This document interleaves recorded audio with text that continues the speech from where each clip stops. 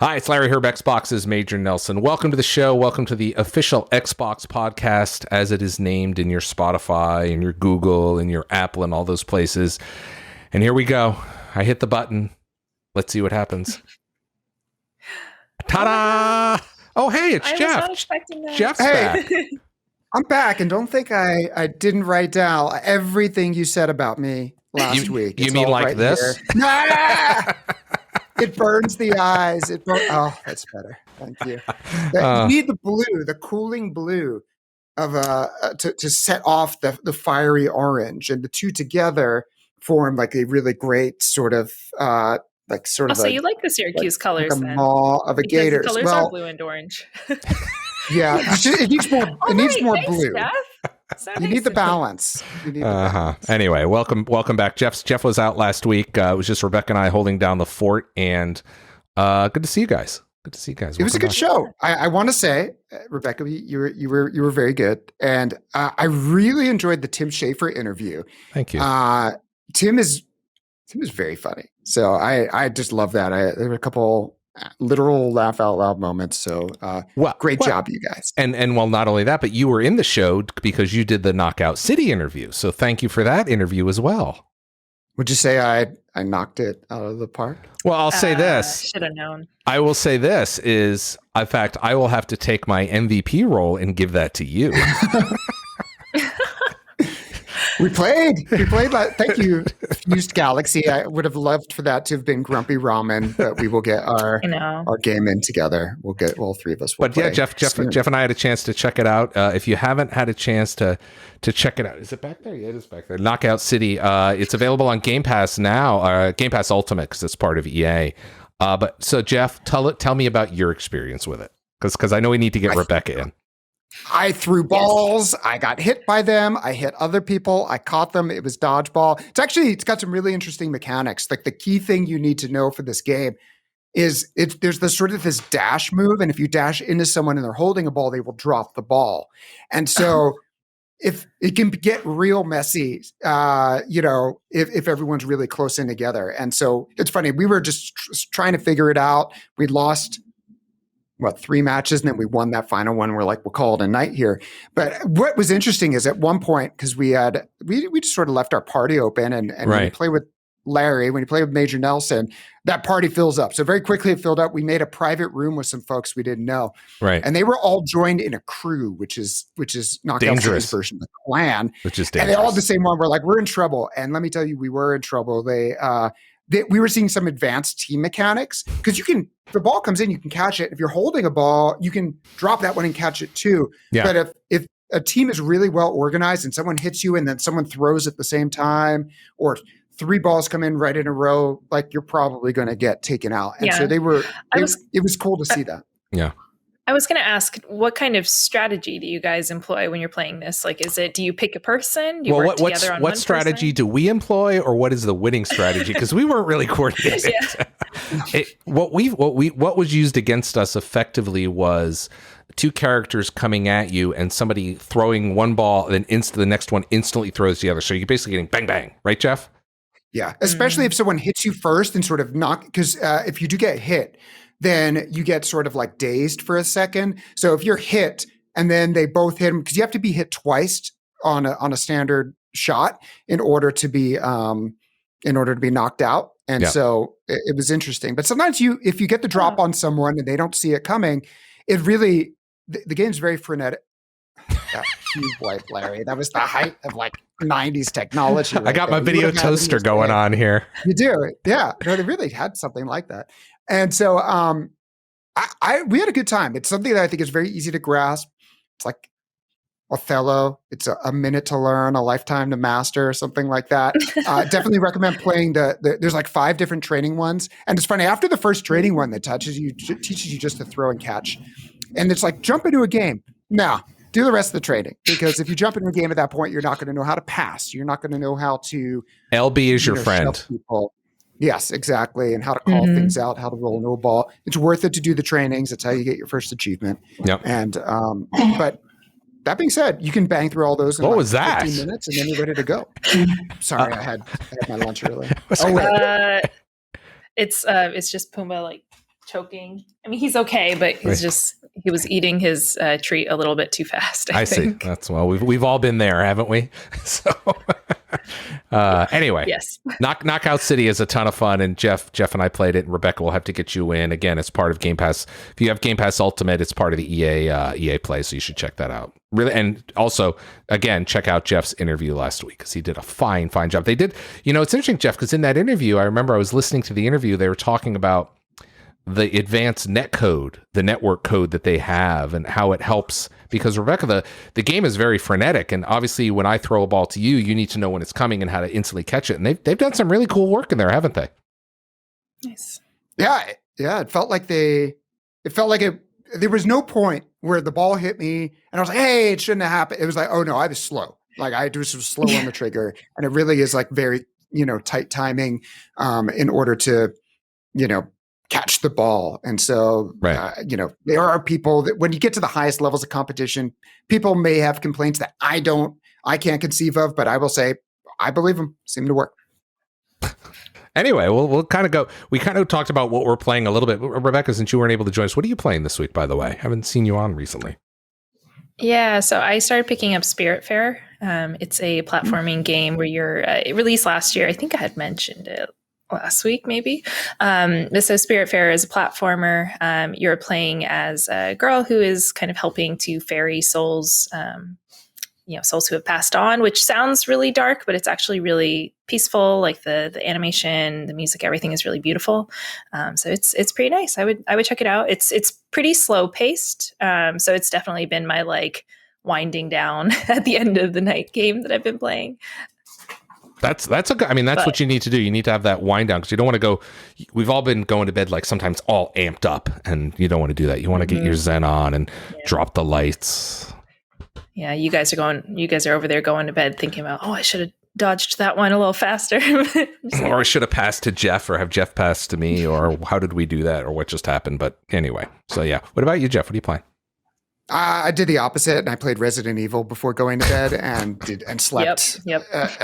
Like you would expect. I beat the game. I got to say, it was amazing. I was sort of very reluctant going into it because I was like, look, I'm kind of scared, but I Resident Evil 2 is one of my favorites. I would put this, it's right around there. Like it towards the top of the, the pile for like 10 or more Resident Evil games now. It was just fantastic. Like the quality of the game, like the workmanship, the crafting of it. Like it looks great. The fit and finish. Super smooth.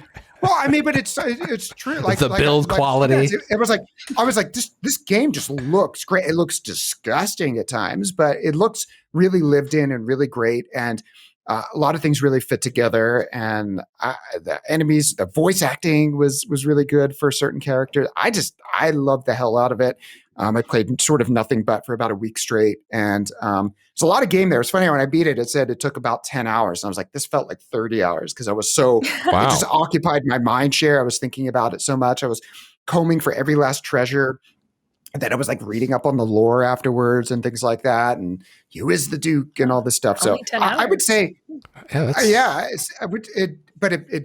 gotta. Doesn't matter length. You enjoyed it. That's the most important thing, right? It was a very dense 10 hours. It wasn't like, this is filler. There is no filler in that game from my perspective. So I really loved it, and I would say if you're scared, and if that's holding you back from playing, look, there are a couple. The first half of the game is definitely pretty frightening. There's one section that people have been talking about, and it is as scary as they say. House Bienevento is horrifying.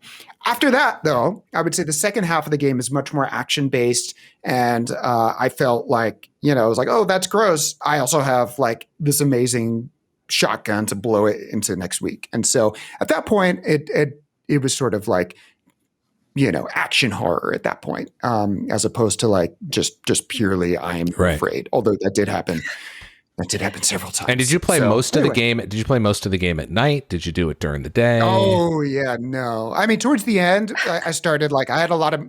After a while in these games, I'm like, you've thrown everything at me you can throw at me. I am dead inside. I'm just immune to fear. And then I just sort of like was barreling through, and I think I beat it like late at night on like Saturday night, I want to say. And so at that point, but like starting the game, because the sound design is so good, even when you're paused, or you're in nothing can hurt you when you're in the your inventory menu, and it's funny, you're getting attacked by like, a 10-foot vampire, and you're like, let me just do a little chemistry and mix up some health potions here. Take care of that. It lets you do that, but it still like makes noises of things like, wait, I heard a door close, like, or a branch snap. And it just, if you're on edge, like sometimes you just need to walk away. Maybe that's why the game seemed longer to me. I was playing it in like 20-minute chunks. Taking breaks. I was like, I need to calm down from that. Everybody's got to do what they got to do. I appreciate that. It's amazing. I highly recommend it to anyone who's ever enjoyed a Resident Evil type of game, and the first person perspective. It totally worked for me. Yeah, so, I played the last one. What was the last one before this one, Jeff? RE7 or Biohazard. Yeah, that one. That one they say was scarier. Yeah, that was a lot. In fact, it was too much for me. I bailed out too. This one, after you get over the hump, then you're just sort of like you're okay. You're in the. I don't want to. Rebecca, have you played any of the Resident Evils?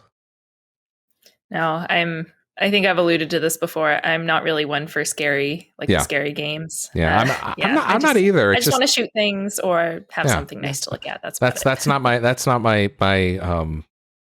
my view of escape. That's not what I want in my escapism in my video games. I don't want to be frightened. I don't need nightmares. I don't need any of that, Jeff. Real life is scary enough. Look, I wasn't going to play either, but I had to meet Lady Dimitrescu. All 9 foot. How tall is she? 9'6". I mean, wow. She can dunk without jumping, actually. So, anyways, it's all right. It's great. It's great. What else we got here? We got a bunch of big news this week. We're going to talk about the Xbox. We'll talk about it in the news section. We've got the amazing Xbox and Bethesda game showcase. We revealed information about that this week, so we'll talk about that. And we got some other news coming up later. Jeff, what happened to your camera? I don't know. The camera just did that. We're going to go full screen so you can start. Is that you? Is it? So, oh my gosh, that was kind of frightening. See, this is the door handle moves in the back, and all of a sudden, Jeff goes. She'll go through that door. By the way, she'll follow you room to room. Gosh, because your screen is going to go dark in just a moment, and we're not going to hear from you. Well, you know what? I will die knowing that you two do a pretty good show. Exactly. Anyway, we got a couple of interviews this week that we did. Rebecca did one regarding Dungeons, Minecraft Dungeons. Some great news there. It's your year anniversary, right? Yes, May 26th was 1 year anniversary. So we're going to talk about that was launched and played entirely through the pandemic so far. But that's pretty amazing. I mean it's interesting because I'm trying to think of all the different games that have launched over a year and all the people that have shipped those games during a pandemic. That is no small feat. So I think we should really ensure that we recognize that. So got that. And then the MechWarrior 5 Mercenaries out on Xbox on Game Pass. I'm going to interview folks on that, and you're going to learn a lot about mech. Did you ever play MechWarrior back in the day, either of you guys? Like Mech Assault? Mech Assault? No. Okay. No. That was OG Xbox. So anyway, it's a good time to jump in. Yeah, let's go take a look at those. We'll do those interviews, and then we'll come back, Jeff, and then we can do some news because you got a lot of news this week, don't you? There's some good stuff here. This is an exciting week for the Minecraft team. 1 year ago, we launched Minecraft Dungeons, and the team has come a really long way since then, and we have a lot of exciting stuff planned this week. And so to talk about it with me, we're bringing on Jaime Limon, who I've worked with for so long and is a good friend of mine. So thank you for joining us, Jaime. Thank you for the invitation, Rebecca. Super happy to be talking to you today. Awesome. Yeah. So first, if you don't mind, can you just tell us a little bit about yourself? Sure. I joined Microsoft a while back, almost 23 years now, and spent a lot of that time working with the Xbox team back in Mexico. And then almost 6 years ago, when I heard that there was going to be an actual marketing team to support Minecraft, I just joined up, raised my hand, said, I want to be part of that. So I've been part of the team almost 6 years now. And the same thing happened when I heard that Dungeons was going to be, created. I wanted to be part of the team, and I was, very lucky to be part of the whole process before launch and helping out on that. Yeah. I know it's been quite the journey. I think we've been working together for most of that 6 years that you've been on Minecraft, which Oh man, time has gone by so fast. But anyway, on to the main event. So this week has been really exciting. Minecraft Dungeons hitting its 1 year birthday. It seems like it was not that long ago that you and I were going to Gamescom and E3 and all the different trade shows, like, you know, helping people get hands on for the game before it launched. And man, that feels like a different life now. Yeah, we had so much fun from the first time that we showed the game. There was so much excitement about something coming, brand new coming from Mojang, very different from Minecraft, but at the same time kind of felt the same, very familiar. And I remember those sessions at the beginning where we actually had the dev team taking notes as they watched people play before we launched. So they actually took some of the learnings as they watch families play together or just, single player and co-op. And they took some of those learnings from those early events, and that actually went into the development of the game. Yeah, I think that's one thing I've really appreciated about Minecraft is just how much community feedback matters to the team and to the game, and just like seeing how that kind of shapes the direction that we go. It's been pretty cool.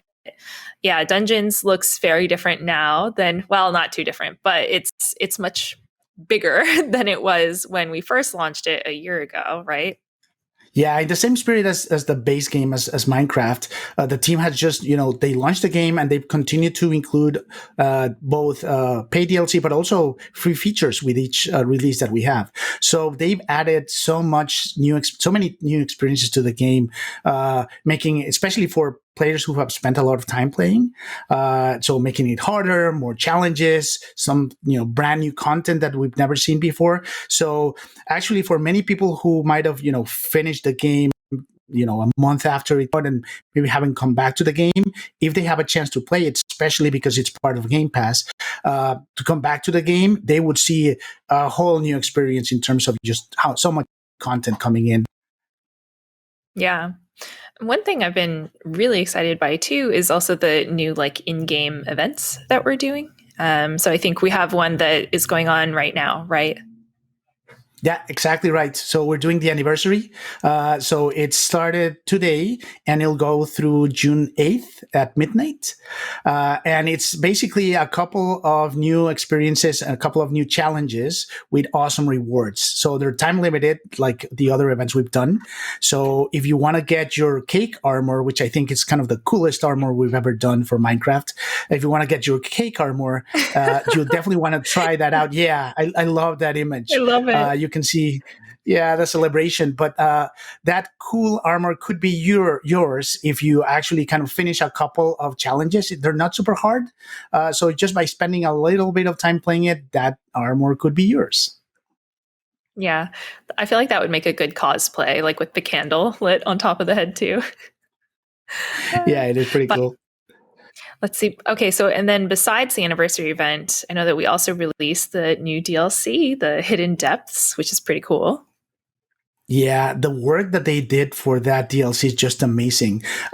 One of the cool things with all DLC and everything that goes into Dungeons is that it is part of the overall, lore and visuals that are part of the whole Minecraft franchise. So it's not done, independently. And what you get to see and experience in this game, in this DLC, is very interesting because you're underwater. So there's challenges like you actually have to go and get, oxygen from, plates that you find on the floor. So you don't want to, it's not only your health that you want to manage, but also your oxygen. And then on top of that, there's the water effect. So for example, things like arrows. Well, arrows behave differently underwater. So when you shoot an arrow, it goes fast, go fast at first, and then it starts to slow down and then move away. So you got to take all those things into account. So they, again, like all DLCs and all the new features, the team has done just an amazing job creating that experience.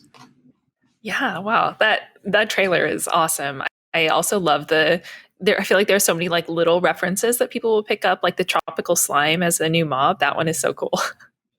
And squids, and I don't want to talk too much about it because there's a lot of surprises, but you're totally right. They spend a lot of time on, the small things, the either Easter eggs or things that are really well known in vanilla, and they show up in different ways within Dungeons. So that's just a really cool experience as well. Yeah, I'm really curious to see how the gameplay is going to change, like just being underwater. So I think I'm definitely going to have to hop into that this weekend. Looks really cool. Yeah. Very different challenges. The oxygen part is challenging at first. I can tell you. Yeah. Yeah. Well, I mean, so this year, I mean, there's been so much new content that's released this year. So then can you give us an idea of what's coming up next? I mean, are we going to keep seeing more DLCs, you think? Yeah, so the last time that we talked about the future of the game was during Minecraft Live.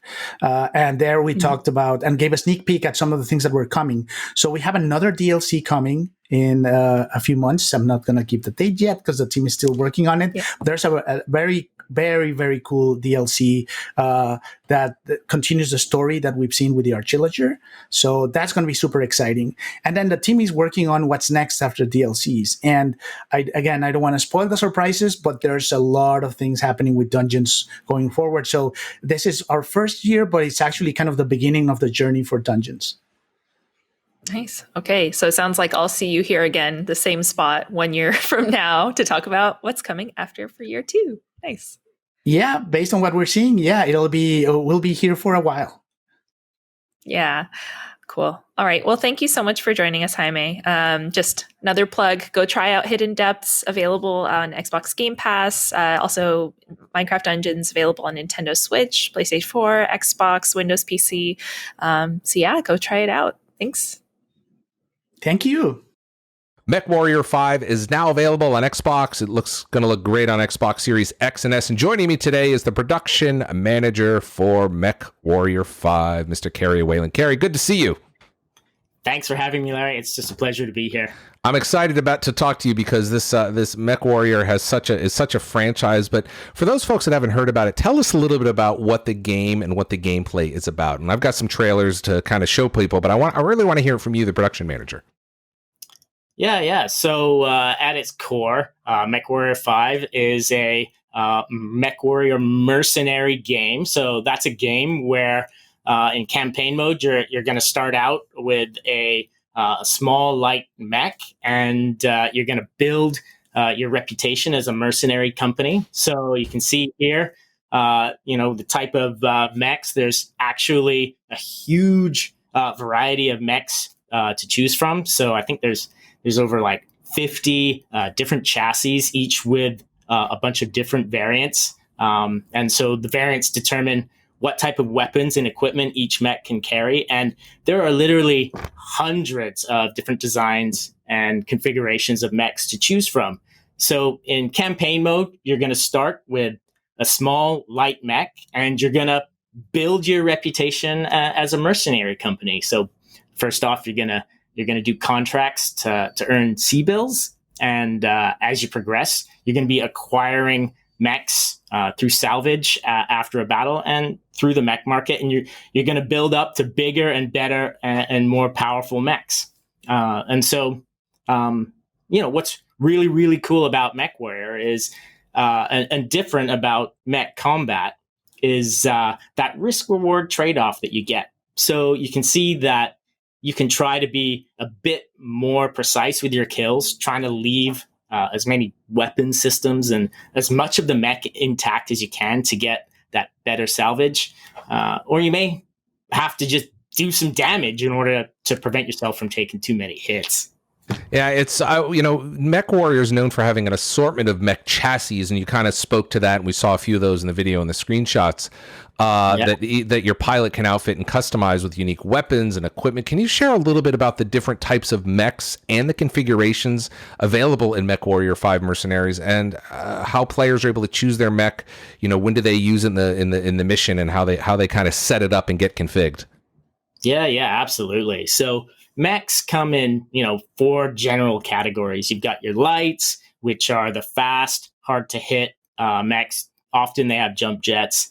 You've got your mediums and your heavies. And of course, there are the granddaddies, the assault mechs. These are the 100-ton. The tank. Yeah, exactly. Heavily armored. It's like a walking fortress.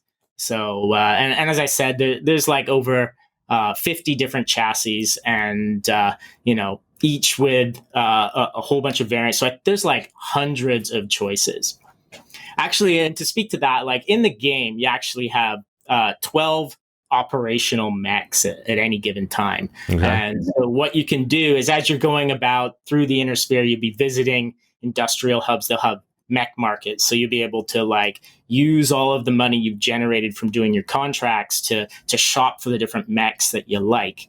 In addition to that, you can actually, as you encounter mechs in battles, as I said before, what's really cool is, if you like what you see, you can try and take it for salvage. So you'll be negotiating as part of your contract how much salvage you get. And if you're up against an enemy, it's a real choice about how much damage you want to do to that enemy. Do you want to just blast them because they're a big threat and just destroy their mech? And then afterwards, there's not really much left for you to take off the battlefield. Or you can try to be a little more precise. Maybe you want to go for that cockpit shot. It's a little harder to do, maybe takes a little longer, puts you at more risk.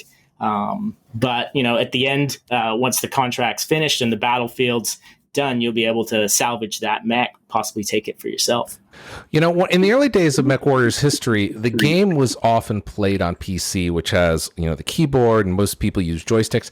How did you condense down all of that to this, to a controller for Xbox? Tell us a little bit about that. No, that was actually really, it was a major challenge and an exciting challenge for us, really on two fronts. So, firstly, we were trying to fit as much of the functionality onto gamepad as we could. So, there were a few really innovative things that we did, like our designer, Alex Garden. He put together a feature called the action panel, which really allows gamepad players to issue lance commands, call down airstrikes, and access a bunch of functionality that was only accessible via the keyboard. So it kind of works a bit like a radio menu, but it's mapped to the D-pad, because you're going to be wanting to be use those analog sticks to really control your mech torso move. Keep moving around. Yeah, and we also spent a whole load of time working on things like aim assist, and also on a cool feature called torso compensation. What does that mean? I mean, I can kind of figure it out because of a mech, but tell us what that means.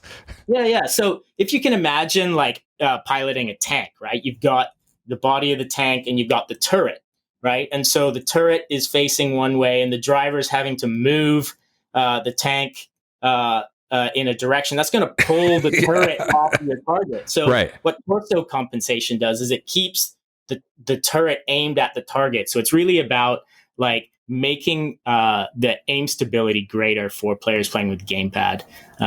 And so, we spent a lot of time and energy, doing UI adjustments and optimizations on the gamepad to make a really great experience. So actually, I think you're going to be really surprised how much fun gamepad is to play. Even if you're playing the PC version, I actually prefer gamepad myself. So it worked out really well. We're really pleased with how everything condensed down. So there's a couple of sacrifices, but there's also a couple of benefits. For instance, you're playing mouse and keyboard. Of course, it's a little more precise with the mouse, but you get the force feedback experience with gamepad, which is a huge plus for gamepad players. You want to feel that building coming down as you're crunching through it, right? So you want to feel powerful. Exactly. The other thing I want to point out is, hey, MechWarrior 5 Mercenaries, that's available in Game Pass. So if you are a Game Pass subscriber, just jump in and get your mech on. I mean, there's absolutely zero excuse. Just do it. We'll talk about that later. But in the MechWarrior 5 MechWarriors update, it adds cooperative gameplay and crossplay. What can we expect with that feature? Well, yeah, there's a lot to talk about there. So we're super pleased that all our community is going to be able to play together across Xbox and PC, like you said, on Game Pass. And of course, we have all of our existing players on Epic, and we're adding Steam and GOG as well. And so, back around Christmas time, we were getting to the point where we're like, oh my God, we're gonna we're going to release soon. Our exclusivity with Epic is coming to an end, and we're like getting a lot of feedback that this has to be crossplay. So we're like, oh, okay, a really strong feedback that from our community that everybody really wanted to play together, and this was a very daunting challenge for us. And it took us a little bit. We made a pretty tough decision at that point to say, you know what, we have to do this. We're going to do this, and so it pushed back our dates a little bit, but the team took that on. So. And I'm really pleased to say that, we've finally got it all working and ready to go. So, MechWarrior 5, it features 3 co-op modes, actually, if you have the DLC. So the best and fastest way to play co-op is what we call instant action. So 4 players can jump in and directly into the action and use the game's procedural mission generator to actually generate missions of a variety of different types. Keeps the game fresh, always something different. Or they can actually get in and play some of the pre-made scenarios and campaign missions directly.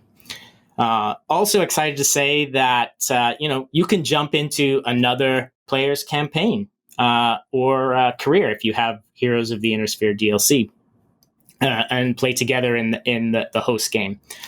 So you can play basically all the modes of the game in co-op. You talked about the campaign, and MechWarrior isn't just about massive mech combat. I mean, certainly that's part of it. That's the core game.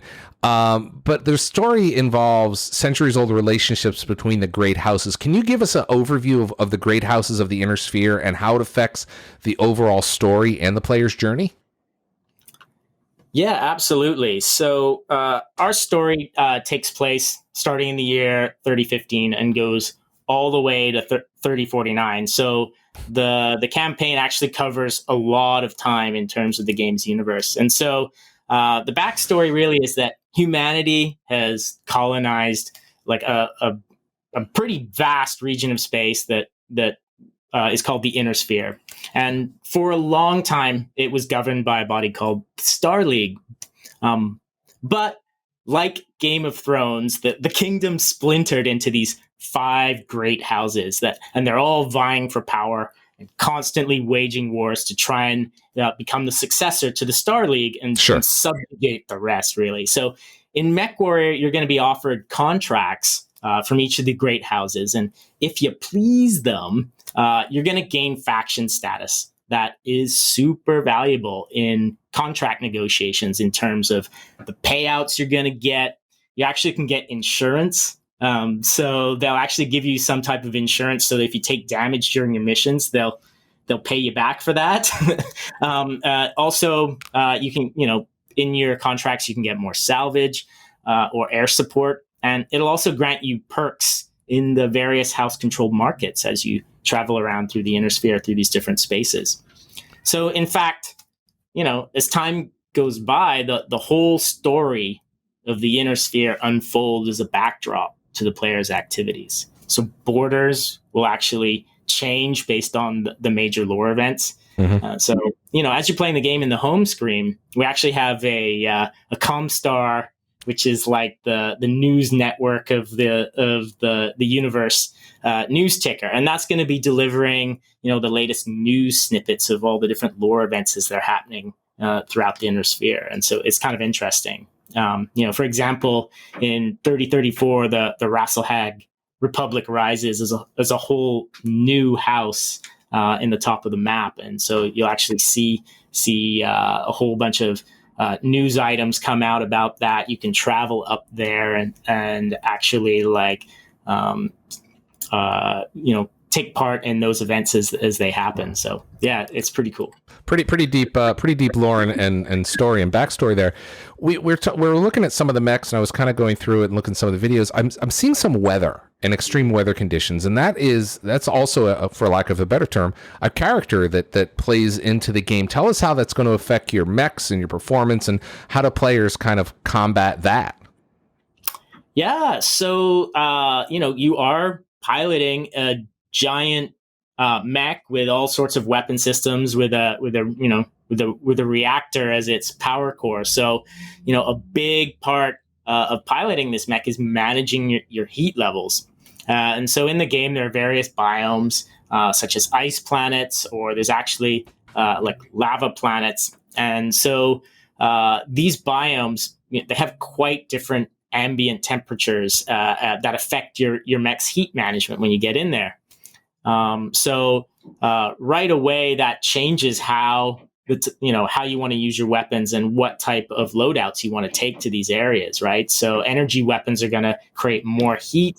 Ballistic weapons create less heat. So you might want to like change your loadouts prior to going down on these planets. And for instance, also on the lava planet, there are hazard areas as well, like lava that you might need to cross as part of the mission. So that is going to send your heat gauge soaring as well. So we've added all of this type of ambient and specific hazard heat management to the game as well. And in addition to that, you talked a little bit about like intense weather, so dense snow and fog, and that's really gonna curtail your visibility and sensors. And so, in extreme weather, it's going to really reduce the detection radius of your targeting systems, meaning that surprises could happen. Combat could happen much more suddenly and at close quarters, and so. You have to be ready for that when you get into these extreme weather situations. And as a nice little perk, usually when there's an extreme weather situation, you can ask for more money because it's more dangerous. Sure. So that's a neat little twist. As we wind up here, and I know I need to let you go, Carrie. This is very interesting, but you guys are also releasing the Heroes of the Inner Sphere downloadable content at the same time. So let's be clear, it's not like this is the game you talked about. It was on the Epic Store for a while, so you guys have been working on this for a while. But what can we expect from this additional content? Yeah, I mean, it's a substantial add-on in terms of content. And I should mention right off the bat that a really neat perk is that only the host actually needs to own this DLC. So everyone in a co-op session can enjoy all of this content without having to own it. So like that's right great. Off the bat, that's kind of a pretty cool way if you're not, if you want to get a little taste of it before jumping in. Find a pal. Yeah, exactly. If you're a Game Pass player, you should also. There's also a few little bits and bobs of exclusive content for you to grab as well. We have a special Kobold hero mech that's going to be exclusive for Microsoft PC and Xbox platforms. That's exciting. Yeah, so Xbox players have a little bit extra to look forward to there. It's great. But the DLC as a whole, we've added 7 new mech chassis and 50 additional variants. It's a lot of additional content in terms of just mechs. Yep. We have added a new extra solar moon biome. So it comes with a whole new set of different garrisons to explore. Garrisons are kind of like the little mini cities. So it's got like a whole different type of moon base, as it were, for you to jump into. In addition to that, we've got Beachhead, which is our new procedural mission type. This is really, really cool, actually. This is where your group is the spearhead of an invasion force taking over a particular planet. So you're actually getting in first. You need to disable the planet's defense systems so that the invasion force can land. And it can get pretty crazy as you deal with incoming artillery, all while you're trying to disable those defenses so that your allies can come and help you for the final part of the invasion. Well, we have been talking for almost 20 minutes here. I mean, this is an amazing, incredibly, I don't want to say complicated, but it's a deep game. If you are an Xbox Game Pass subscriber, you need to check this game out right now. Mech Warrior 5 Mercenaries, available now, depending on when you listen to this, but it's available now. Any final thoughts before I let you go, Carrie? Yeah, absolutely. So I did also want to get one quick mention in that, we've added in the DLC an entire career mode. And this is another huge piece of content, which lets players have a less directed experience in exploring the entire Inner Sphere relative to the campaign mode. And it's got new quest lines and rebalance content, and a whole career system that allows you to accept jobs from shady characters in cantinas and follow specific career paths. And there's also like 7 mini campaigns as well in there. There's like so much content. Yeah. So it's a really big DLC that I think our players are going to love. And, if you want to check it out, if you want more information, just jump onto mw5mercs.com. There's like a whole detailed description of everything in the DLC and everything in the substantial free update as well. So, yeah. So much going on, Carrie. You've got a massive campaign, clearly a huge multiplayer component, and it's a part of Game Pass. I got to thank you very much for chatting with us today. Let's talk about MechWarrior 5 Mercenaries, now available on Xbox and PC, and it's also available for Game Pass members. Carrie Whalen, thank you so much for your time today. Thanks for having me. And there we go. I'm hearing Pumbaa. Pumbaa, what do you think about MechWarrior 5 Mercenaries? What's going on over there? He loved that interview. It's getting frisky. Said, why don't you put dogs into Minecraft dungeons? Actually, no, you have llamas. You have wolves. He's a wolf. Wow. Yeah, he could be a pet in Minecraft Dungeons, although, again, I don't know what kind of utility he would serve. I don't think he wants to. He's a wolf. It's just, I mean, it's essentially the same thing. I don't think he's interested in joining us on the show today. Yeah. Okay. Feel free to let him go. Anyway. You're released. Sorry. Thank you for that minor appearance. Anyway, Jeff, we got some headlines and some news coming up. Do you want to go through some stuff? All right. Well, yes. So the big news this week is the announcement of the Xbox and Bethesda Games Showcase. It's coming June 13th. This is going to be the one you're going to want to tune into. I'll just read this blog post here from Aaron Greenberg. On Xbox Wire today, we're thrilled to announce the Xbox and Bethesda Games Showcase will stream Sunday, June 13th at 10 a.m. Pacific time. The show is going to be focused on games from Xbox Game Studios, from Bethesda, and many game creators around the world. So it's really cool to see us together with Bethesda in a tidy show that will be around 90 minutes, packed with everything that you want to know about the Epic Gaming lineup coming out of this partnership. So you'll be able to watch that on Twitch, on YouTube, on Twitter, on Facebook. And it's a few weeks away. So as we get closer, we will bring that up again to take a look at the graphic. List. There it is. That's awesome. So we'll put together a full list of people want to know, like, will this be localized in my language and things like that. So as we get closer to the event, we'll put together a more updated blog post. Consider this your save the date. Yeah, and let's be clear. This is a Sunday, June 13th. So it's a perfect way to enjoy the show during your lovely Sunday brunch, depending upon where you are, or your Sunday dinner. Yes. So yes, exactly. You have a Sunday roast is what you would have. Yeah, your Sunday roast. Time out while you're eating your Sunday roast in the UK. That should time out perfectly, 6 p.m. BST. So can't wait for that, and we will, of course, talk more about that as we get closer. Other news. So what, Larry? What? No, your camera just freaked out again. You just kind of.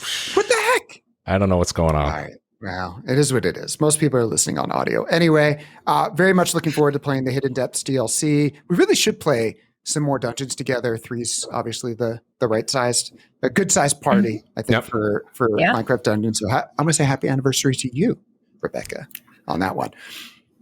Yeah. Games with Gold. It's a new month. By the time you listen to this, it's almost June. And once we hit June 1st, you'll be able to download The King's Bird or Neo Geo Battle Coliseum for free. One is a Xbox 360 game through backward compatibility. Later in the month, Shadows Awakening or Injustice. So you have your fighting games really covered this month with Games with Gold. Right. Of course, once you download those games, you can keep them forever. So it is good to just I jump in there on the 1st and on the 16th of every month and just sort of like click, buy. You don't have to download. You just sort of like get it. Yeah, just get. Yeah. I believe you talked about it a little bit, but just wanted to talk about the Scarlet Nexus demo. I ended up playing that a little bit. We talked about that on the show last week. Yeah. And by the way, in the most excellent news section as pointed out by our commenters on YouTube. Thank you, Rebecca. You're not wrong. It was fun. I would do it again, but I don't want to take any. I don't want to take away the spotlight from Jeff. Rebecca, this is all I have. You've got Pumbaa. I have the news. I cuddle the news. And it's. He's got all that. He's got all that and a temperamental camera to boot. So. Yeah, this is my life. This is it. This is all I live for. So so I ended up playing the Scarlet Nexus demo. It's really cool. If you're into like Nier Automata, there's some elements there. I'm sure Nier fans are like, it's special and it's different, and it is. But I definitely got a lot of those vibes in terms of like a post-apocalyptic action game, but like more colorful and an anime style. Visuals that look really cool. Dolby Vision. We've talked about Dolby Vision and what it could mean for gaming, but it is actually coming to the Apple TV app and the Spotify video podcasts, and that's coming to Xbox. Are we going to be doing the video podcasting? Jeff, it's interesting you say that. I'm talking to the folks at Spotify about taking this very show and putting it up as a video spot. Apparently, not everybody can get them on Spotify, but I think we have a relationship with Spotify that will help unblock that. So I'm working on getting us up there, but we'll see. They sent me an email saying they can't do it until you get your camera fixed. So right. So what does Dolby Vision mean? It means.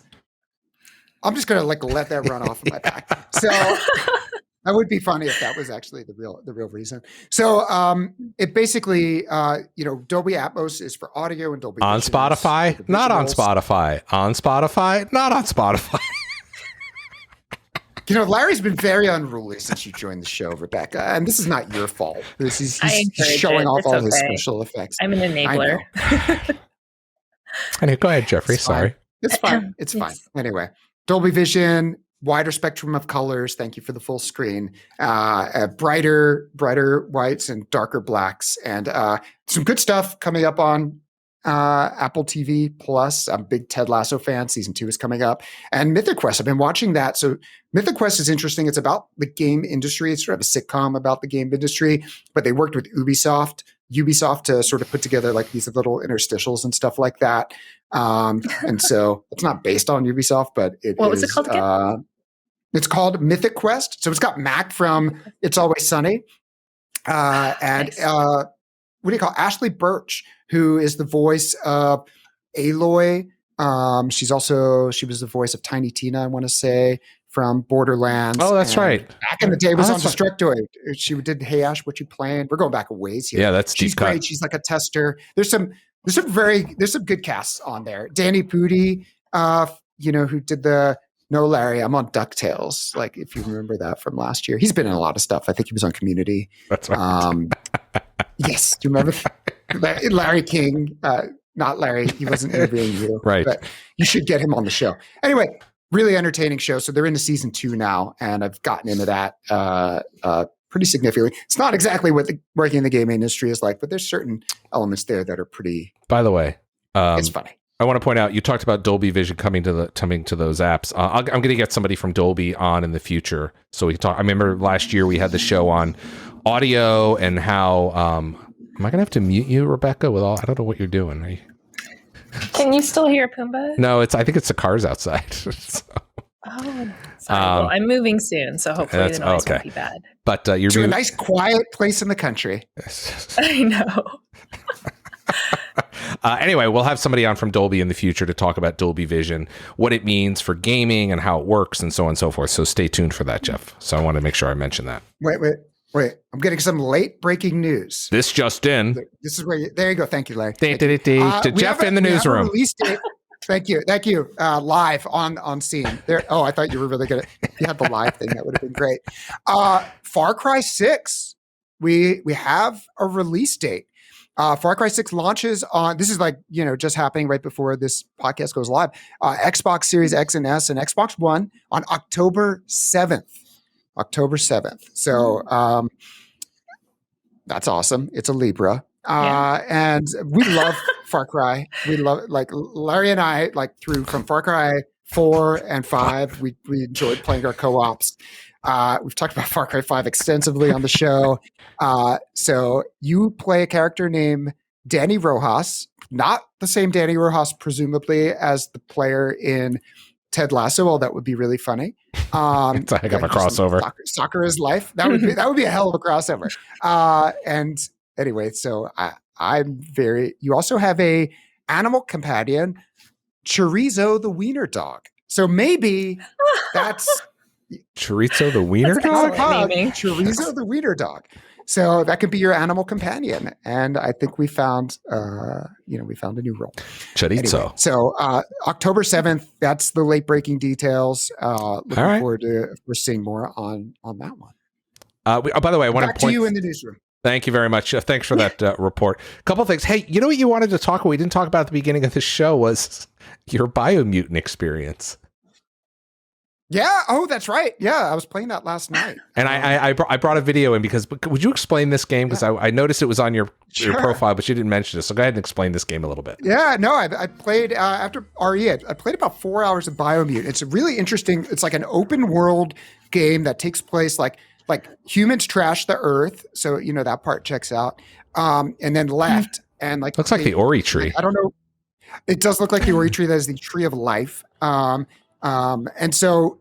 Oh, I don't have that mount yet. That's cool. So you basically craft this sort of like mammalian creature that is, and you could sort of like customize them yourself. I made sort of like, I tried to make it look like one of like a red panda because red pandas are cool. Looks a little bit like a Lombax. There's one. You can customize them significantly. And if you focus on strength, they get sort of like more robust looking, and if they're smarter, then their head gets really big. And so you create this, and then it's funny. From there, you have this cute-ish thing, but then it controls a lot like an open-world Devil May Cry in a way. So you're interspersing melee attacks with firearm attacks. There's magic attacks, and you're exploring. You have a glider, which you can see in that shot. And so it's a very good-looking game. It runs, I want to say it runs a 4K 60 locked on Xbox Series X. I've been playing on Series S. It's also running super smoothly. I'm playing, I think, at 1440 and really enjoying this. But it's a good-looking game. It's very different. While a lot of these things, like I'm saying, open world, Devil May Cry, post-apocalyptic, and all those things are things like from that you've played in other games. But like the way it comes together is just. It's very unique to this game. And so, that was what I would say. I haven't played anything quite like it. And the commentator, so they don't speak human languages because they're animals. So they kind of almost talk in like Simlish a little bit. But then there's like this David Attenborough sort of like, the person who does like Planet Earth, sort of like, sort of talking over, like narrating what's happening and what the quest givers are asking you. It's just very interesting. And so if those things, open world, action, melee, shooting, exploration, and creating your own if that's your thing creature sound good, then I think you might find a lot to like in Biomutant. We're talking about some of the news. Just a quick programming note before we forget. We've got the Xbox and Bethesda Game Showcase coming up on June 13th, Sunday, June 13th, as Jeff and I talked about, and Rebecca, we all talked about.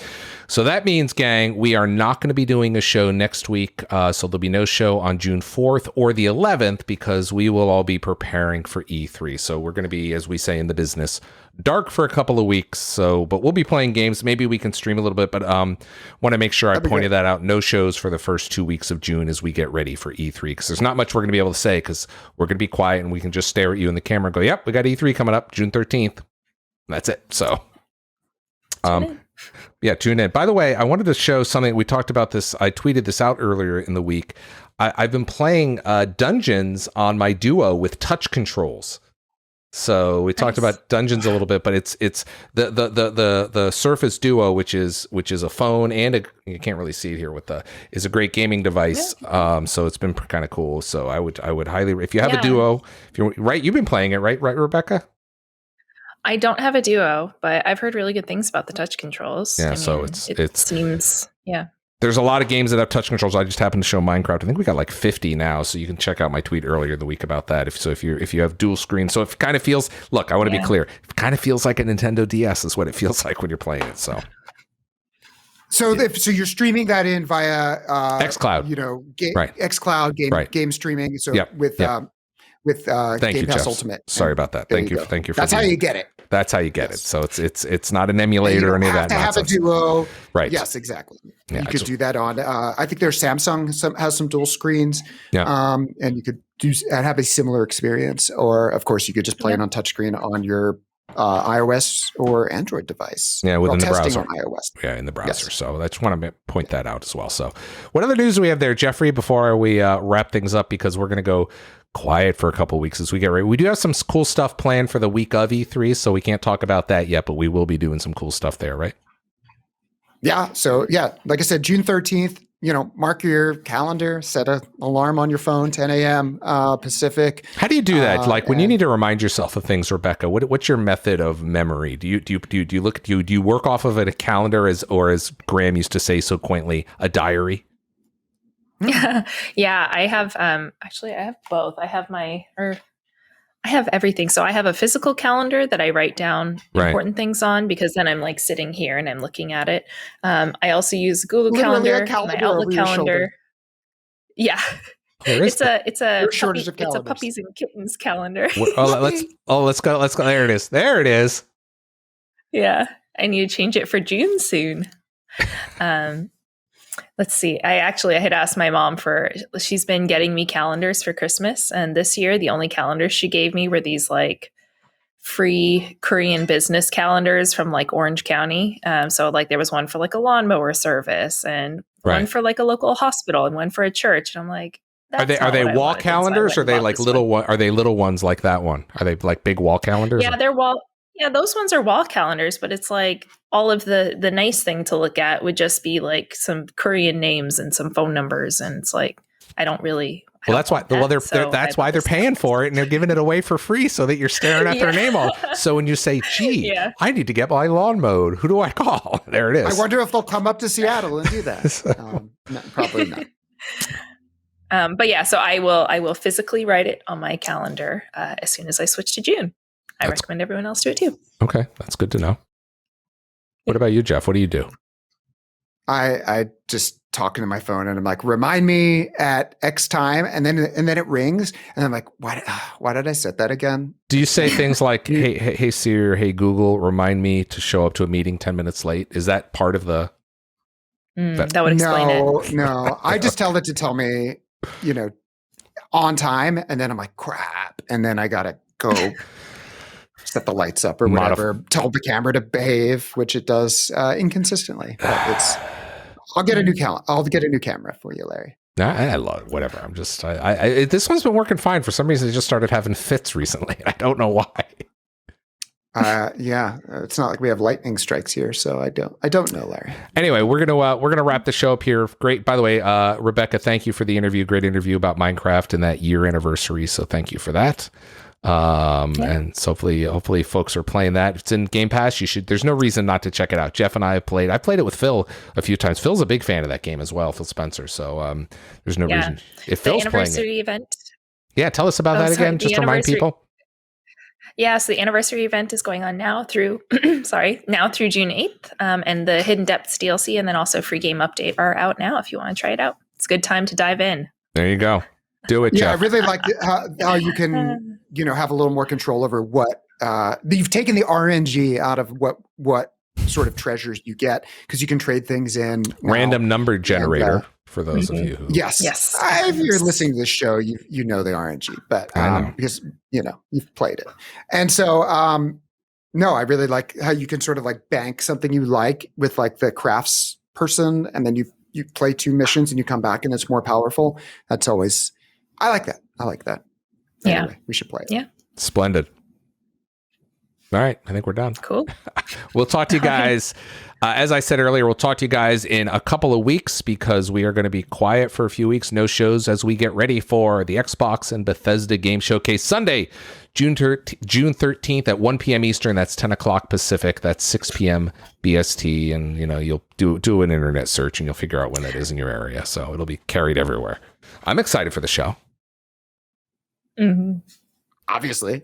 I'm excited for the show. You're on the wrong podcast. Well, I just tell you the reason I am is because I know Jeff, you're familiar with some of the things that are in the show. Rebecca, you're probably familiar with. I'm familiar with like a little bit. I haven't seen everything yet, so I'm excited to see what we got. So No, everything's so locked down right now, but it'll be exciting. yeah, so there you go. Any final words before we let you go, Jeffrey? No, I look forward to seeing you on the other side. Thank you for that. Rebecca, what about you? Any final words of wisdom before we sign off and see people in a few weeks after E3? I can give a joke. Okay. Please do. Please do. All right. So the other day, I met a guy from Australia, and he had all the right qualifications. That's it. That's it. Get it, koalas. Dating. All Australia. right. All right. I well, can't leave. thanks. Let me See you in a leave. couple weeks. Let me leave you with something good. The next time we talk to you, our E3 announcements will be out there. Let's look at it that way. Yes. Yes. So exciting. Right, Jeff? Yeah. I guess he doesn't want to say anything. He's still stunned. He's stunned like a koala falling out of a tree. Here's the thing. Well, based on your here's the thing. Every time we get to this time of year, if you say anything that, even just like hints at anything, like Eddie Makuch, God bless you, GameSpot. You've been here for a long time. The person who's probably quoted me the most when I've said the wrong thing. I think he's Australian. He's sitting there. He's listening right now. Hi, Eddie. I love the work that you do. Right. My goal is to give you nothing to say. This is a recap show. So I'm not going to add anything. I'm not going to spin anything. Please watch the show. It'll be fun. I'm going to enjoy it. And that's it. So I'll see you. I'll see Eddie. I'll see everyone June 13th. All right, gang. We'll see you guys next time. Rebecca, thank you to Pumbaa for joining us for that grumpy moment. Yeah. Jeff, thank you for joining us. And for you at home, we'll see you guys. Everybody, a reminder, June 13th, and then we'll have a podcast after that. Bye-bye, everybody.